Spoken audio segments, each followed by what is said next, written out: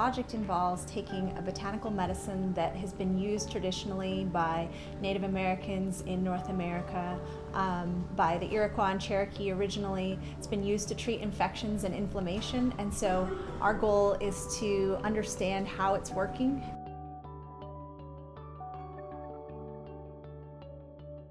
The concept is not just that there's multiple isolated compounds that all might be effective, but that when we put these compounds together, the whole is greater than the sum of the parts. That we can have compounds that work okay by themselves, but when we put them all together, we've got sort of more of a therapeutic strategy that's ultimately more effective because of the fact that you've got different things that are targeting different mechanisms all at once. Another aspect of our research that's kind of a newer aspect, an anti-virulence strategy, and the concept behind that is to be able to wipe out an infection without putting selective pressure on the bacteria such that they then develop resistance to the treatment really quickly. And one thing that's really exciting is that our research with golden seal that we're doing right now with this botanical medicine is that we have determined that it has a number of compounds in it that hit virulence mechanisms within the bacteria. And so we're really interested in identifying what those compounds are and looking at potentially developing those into a therapeutic strategy against MRSA infections.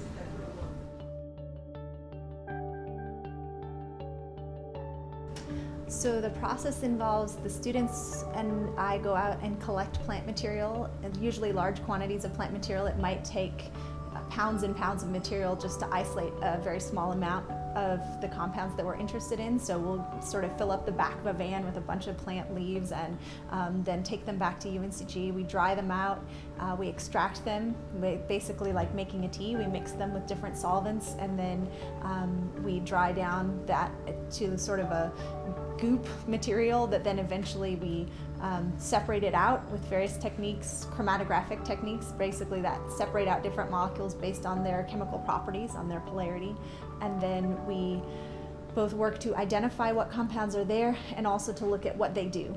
So one of the things that's really great about this project is that the funding is enough that it's supporting not just us, but our network, a whole network of people that are necessary to accomplish this interdisciplinary kind of project. And it is a very interdisciplinary project. We need chemists, we need biologists, we need the people who are growing the plants, we need the people who are actually the hands in the lab doing the work. And so it's a big network of people that are all supported by what is effectively about $1.25 million worth of funding over a 5-year period. It's our contract that we are now going to do this, and everybody has agreed to do that, and so there's specific deadlines and motivations, and that helps it all move forward. It's the opportunity then to put together these teams of people and to say, yes, we're all going to do this towards this greater goal.